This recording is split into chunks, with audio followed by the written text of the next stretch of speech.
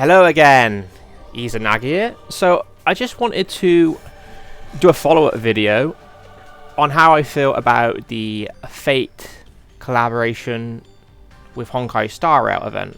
So at the moment, I'm doing this is kind of like the side event you do. It's similar to like a simulated universe you play that.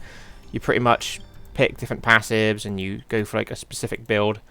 At the moment, I'm doing kind of like Saber's build. I got Saber in my party. Let's try to refresh, get something good. There we go. So you want to stack these. So with this game mode, this is like for ultimate damage, Saber. Lancer is like DOT. Assassin is exploiting weakness, so maybe for break. So depending on which character uses your DPS, you want to go all in this into specific builds. So this little game mode's pretty interesting. Okay, refresh. Refresh. Anything good? Come on. Dude, I got the worst luck. Lancer. No, can I get like a Saber? Jesus Christ. Oh, I got a Saber, but I don't have enough for it. I got enough for this one, though. Okay, screw it. But anyways, the main review isn't about this. I think this like little game mode here, it's a fun little thing. But the main review is about the actual story of the collab. So overall, the good things. I thought the characterization of like Saber, Lancer, and Archer were all really good. Like, I'm not like a super hardcore Fates fan. I have seen Fate Stay Night. Unfortunately, I've seen Fate Stay Night. God, that was horrific. I've seen Fate Zero, which is a prequel, so it doesn't really tie into like the main line series. And I've obviously seen Unlimited Blade Works, which is basically like kind of like it's the main like Fate anime most people have watched, and what is this collab is based on. So in terms of like the story, I think it's I mean it's alright. It's not like amazing. It's not terrible, but it's not great either. It's somewhere stuck in the meh department, right? The best bit about the collab event was obviously the interaction with like the Fate characters. That was kind of like the highlight for me. Now, I wish they had more Fate characters. I wish we had like Gilgamesh. I wish we had like a proper Berserker. I wish we had a proper assassin, you know, like the samurai, and like a proper caster, like all the ones from basically Unlimited Blade Work. I wish they were there. Instead, we got like kind of like these, because it takes place in Penacony in the Dream Bubble. Instead of having the Fate characters, we have like historical. The fuck? Got a flyer. Shoot. We have historical characters from Penacony's history, and those kind of take the placeholder places off like Berserker and Caster, etc.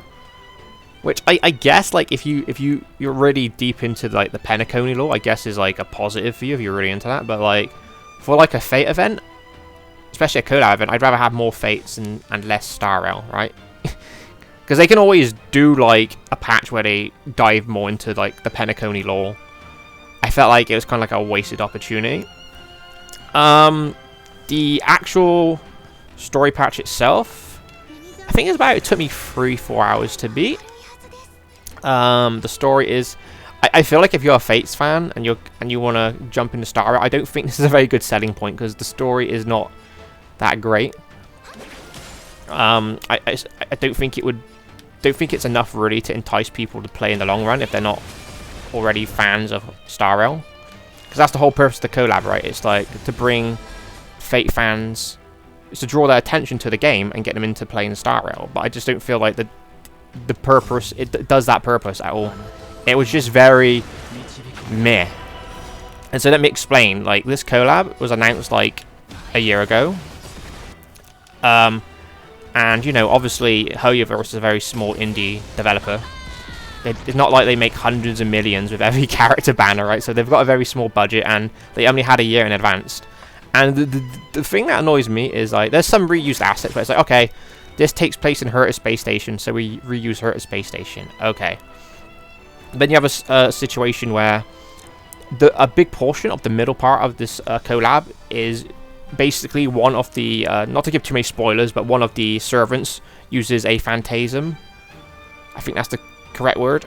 Is when like the servants in Fate use their like kind of like ultimate move, and they're stuck in this reality marble. And in this specific instance, all the characters are mute, like in an old school black and white movie. And I'm just like, oh yeah, that's very convenient. It's almost like that was put there to save costs on voice acting. Because they've got the original VAs of Archer, Saber, and Lancer, and they all sound cool. And it's just such like a kick in the face that you're going to have half the collab muted. Because of this one section where you're stuck in a reality marble. Where it's muted like an old school black and white movie. That segment kind of dragged on for way too long. And then there's a segment at the end where you're essentially trapped in this false reality. That was probably the best one, because then you discover more about Saber's backstory and etc, etc. But once again, shared assets. He uses a Finon's village. For supposed to be, I guess, like old school England or Britannia, right?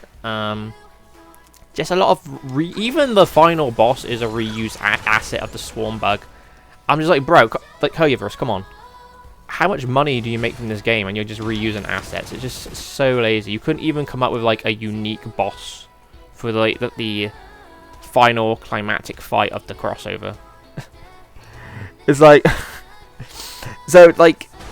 I know I've been going on a lot of negatives. Now, there are positives, obviously. I think you get Archer as a free character, and he's really fun as to play. He's really, really, I'd say he's high skill ceiling level, but he's like really good once you invest into him and you know how to play him. Like, I think Archer as like a free-to-play unit is probably one of the best free-to-play units we've ever had. I mean, we haven't had one. I think we had Dr. Ratio, but he's like on Dr. Ratio's level, but better in my opinion, right? And obviously, if you have the funds and like the gacha currency to port for Saber, Saber is also quite fun to play as well. They're both fun to play and they got really good animations. On the subject of that, I'm wondering why didn't they've got Lancer's model in the game, but they didn't make him a playable character. I think he would have been a good filler spot to put in as like a 4-star if they really wanted to. But it seems like Hoyoverse lately have been allergic when it comes to releasing 4-stars. I think the last 4-star we got was Mose, and that was back in like before the 3.0 patch series, before Amphoria, so almost a year. So maybe they just know like 4-stars don't sell, and they were just like, screw it, we're not going to release 4-stars anymore. But I actually quite like the 4-stars. There's some good ones you can get, like March 7th, the Swordmaster version of her. Like, she's like a good 4-star that you can put in like a follow-up team. And also Trailblazer, you get like the different variations of the Trailblazer. Like, first it was Preservation, so he was like kind of like a shielder in the early game, and then he got the Super Break support role, and currently he is like True Damage Amplifier. So it's not like they can't do 4-stars. I don't know if this collab is getting a part 2. Maybe very unlikely, but if it is, I hope they make Lancer playable, and they had some more Fate servants to the actual Fate collab event, right? It makes sense, I guess, like to have more Fate characters. It also we could get like Rin and Shiryu. That'd be good too. But so overall, I would give it a 7. I kind of lean to maybe like a 7.5 because I do enjoy the kits of like the actual characters they introduce. Both Archer and Saber are really fun to play, and they look amazing in the game. It's just that the actual main story itself of the collab event, it's very underwhelming for something that was hyped up for like a year, like almost a year, because I think the collab got announced like last year in like July-ish time. So yeah, it's been hyped up for like a year, and this is kind of the final product we got. It's a bit, it's a bit underwhelming, not gonna lie. So overall, 7.5. Story is kind of meh. Tons of reused assets. Not even a unique boss. The pros were I really liked the interaction. Every time, like, you know, the Fate characters were on screen, I really enjoyed that interaction with like the Trailblazer and the other like cast members of Honkai Star Rail. I think there was a good chemistry there. Those characters are really fun. Honestly, I just wanted more Fate I wanted more Fate stuff with the Fate collab, to be honest with you. I didn't really care about the Penacony stuff. Yeah, I wanted more servants. And yeah, the story itself was kind of meh, and no final boss. That was like a unique boss.